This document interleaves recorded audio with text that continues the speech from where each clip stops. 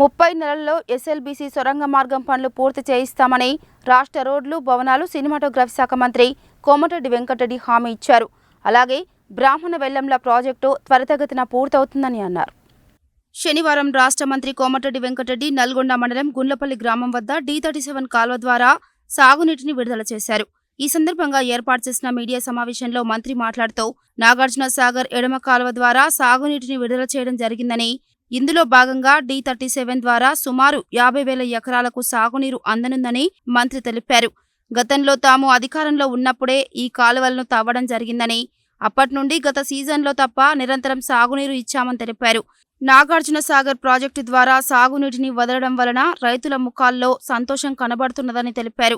D37తో పాటు D41, 42 కాలువల ద్వారా సైతం సాగునీరు ఇస్తున్నామని, అయితే గత సంవత్సరం సాగునీరు విడుదల చేయని కారణంగా కాలువలలో పూడికతో పాటు కంపచెట్లు పెరిగిపోయాయని, దీన్ని దృష్టిలో ఉంచుకొని తాను సొంతంగా తన నిధులతో 10 మిషన్లను ఏర్పాటు చేసి అన్ని కాలువలలో పిచ్చి మొక్కలను తొలగిస్తున్నామని తెలిపారు.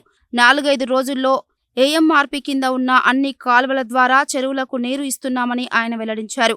భవిష్యత్తులో కరువు పరిస్థితులు ఏర్పడతాయని ఊహించి నల్గొండ ప్రాంతం కరువుకు గురి కాకుండా ఉండాలన్న ఉద్దేశంతో ఎస్ఎల్బీసీ ద్వారా సాగునీరు అందించే ఏర్పాటును అప్పుడే చేపట్టడం జరిగిందని, అయితే గత ప్రభుత్వాలు ఎస్ఎల్బీసీకి సరైన విధంగా నిధులు కేటాయించకపోవడం వల్ల అది పెండింగ్లో ఉండిపోయిందని తెలిపారు.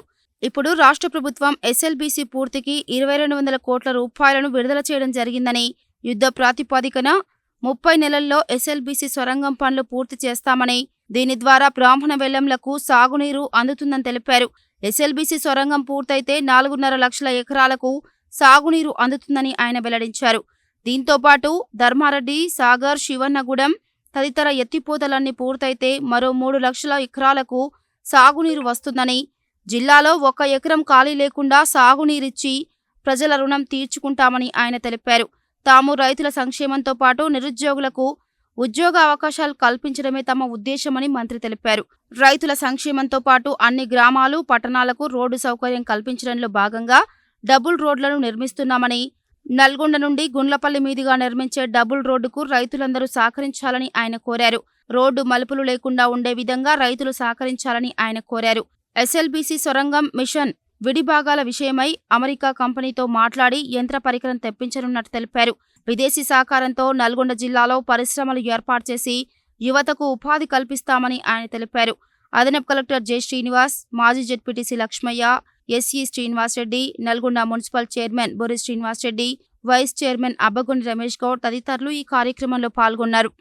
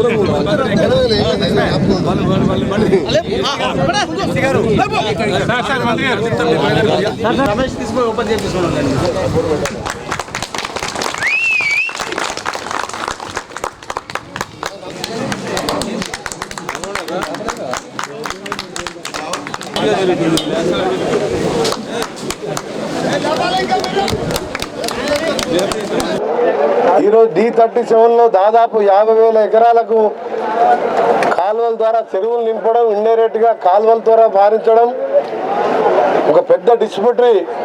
ఆ రోజు 2008లో మన ప్రభుత్వంలో 2004లో నేను ఈ డిస్ట్రిబ్యూటరీని శాంక్షన్ చేయించి, అప్పుడు ఓన్లీ మెయిన్ కెనాల్ ఉండే.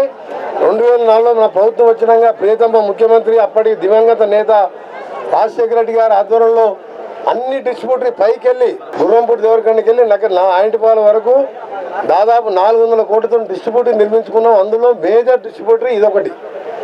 ఇక్కడనే ఆ రోజు రాజశేఖర రెడ్డి గారి నుంచి ఇదే విధంగా గేట్లు నేను, అడిషనల్ కలెక్టర్ శ్రీనివాస్ గారు, మా ఎస్సీ గారు, ఈ టైంకి అందరం వచ్చి హెలికాప్టర్ గుండ్లపల్లిలో దిగి మళ్ళీ హెలికాప్టర్లో ఎన్జీ కాలేజ్ పోయి బహిరంగ సభలో పాల్గొన్నాం. ఆ రోజు రాజశేఖర రెడ్డి గారి పుణ్యాన మనం ఈ డిస్ట్రిబ్యూట్ పూర్తి చేసుకొని అప్పటికెళ్ళి నిరంతరంగా నీళ్ళు ఇస్తున్నాం. ఒక్క పోయిన సీజన్ తప్ప కరువుతోని మనకు రాక అప్పుడు మన గవర్నమెంట్ మారంగానే మన మీద ఏడ్చి వస్తే మనకు దిష్టి తగిలినప్పుడు ఇప్పుడు దిష్టి పోయింది.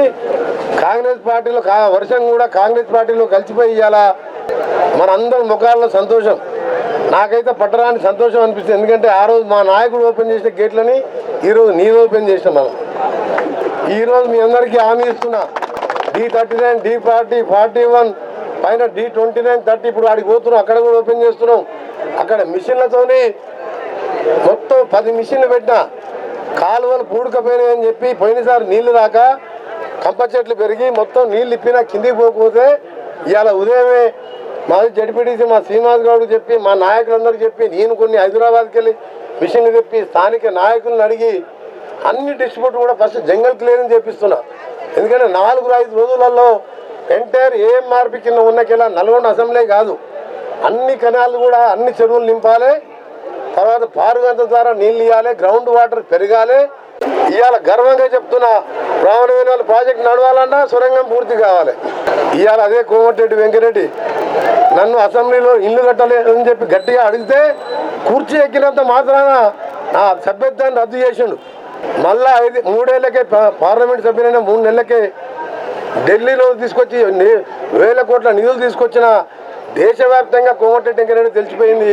మళ్ళా మీ ఆశీర్వాదంతో ఎమ్మెల్యేగా మంత్రిగా మీ అందరికీ హామీ ఇస్తున్నా 30 నెలలలోపు సొరంగ మార్గం ఈ కాలువలకు ఎక్కడ ఇబ్బంది లేకుండా పూడికలు తీతలు కానీ లైనింగ్లు కానీ ఎక్కడ అవసరం అక్కడ చేస్తూ బ్రాహ్మణ వేలలో పూర్తి చేస్తూ అక్కడ మహబూబ్నగర్కి వెళ్ళి పాలమూరుకి వెళ్ళి కానీ సొరంగం నుంచి గ్రావిటీ ద్వారా 2 పంటలకు పారుగంత ద్వారా నీళ్ళు వస్తాయి.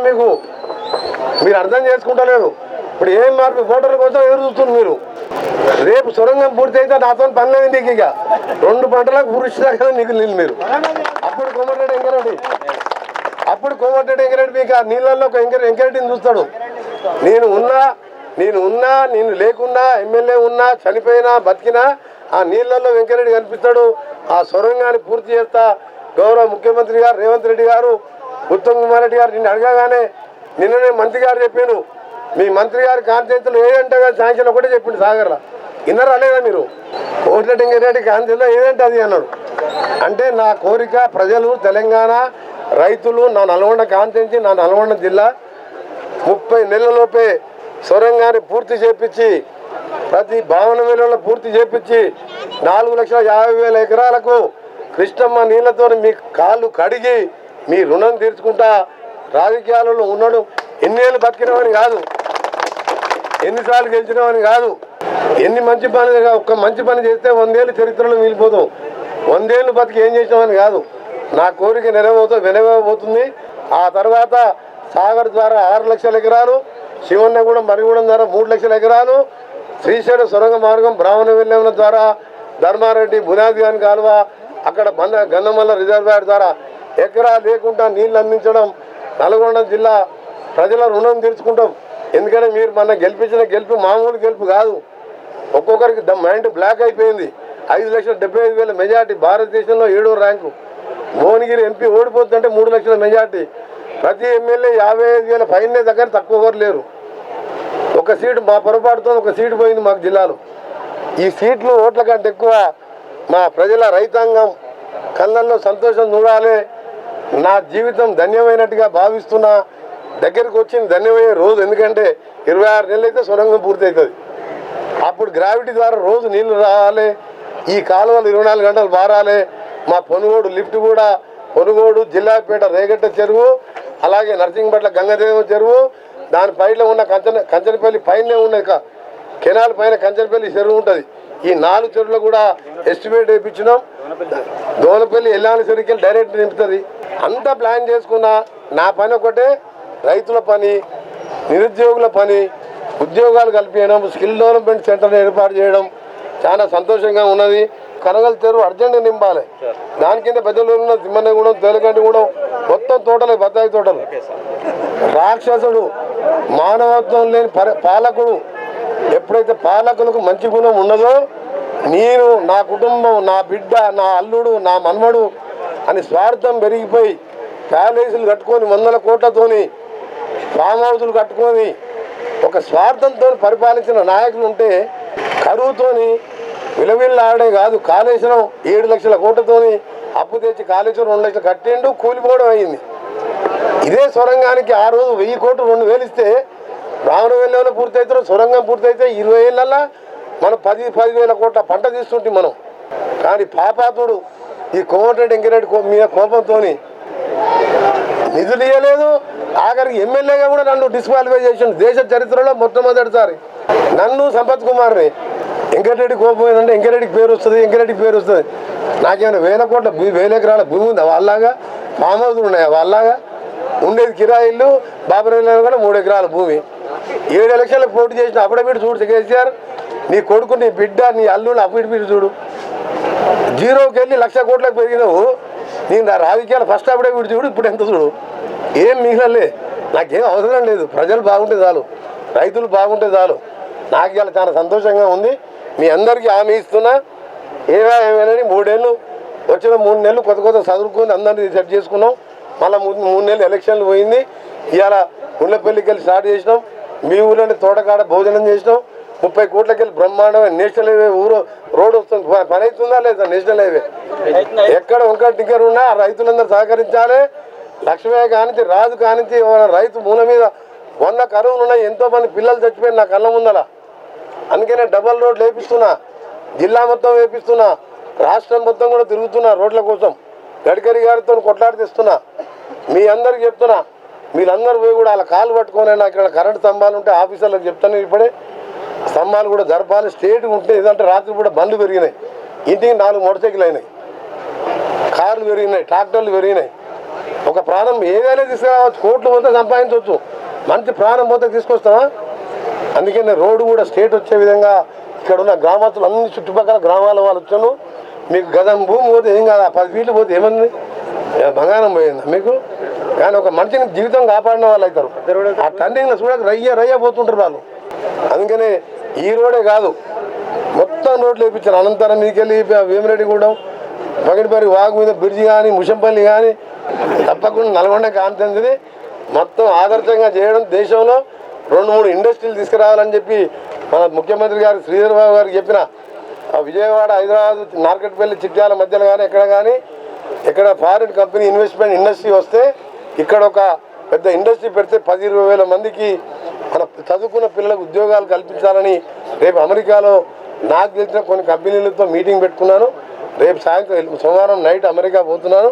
మళ్ళీ వచ్చిన తర్వాత అన్ని గ్రామాలు పర్యటిస్తూ ఈ లోపలనే 10 మిషన్లు పెట్టి, ఇవాళ నా సొంత డబ్బులతో 10 మిషన్లు పెట్టి కంపల్సరీ తీపిచ్చి మా అడిషనల్ కలెక్టర్ కానీ ఎస్సీ గారిని రిక్వెస్ట్ చేసి తొందరగా ఎందుకు నింపమంటున్నా, పోయినసారి కరువుతోని భూగర్భ జలాలు పడిపోయి ఆ రాక్షస పాలనతో సొరంగం పూర్తి చేయకుండా నా మీద కోపం మా ప్రజల మీద చూపించిండు. కేసీఆర్ 26 నెలల తర్వాత సొరంగంకి వెళ్ళి నీళ్లు పడ్డంగా అప్పుడు నువ్వు కుమిలి సస్తావు. అరే వెంకరెడ్డి అప్పుడే చేస్తే అయిపోతున్నాయి కదా 15 ఏళ్ళ కింద అనుకుంటాడు ఆయన. ఆ సొరంగం పూర్తి రోజు వచ్చింది. అందరికీ ధన్యవాదాలు.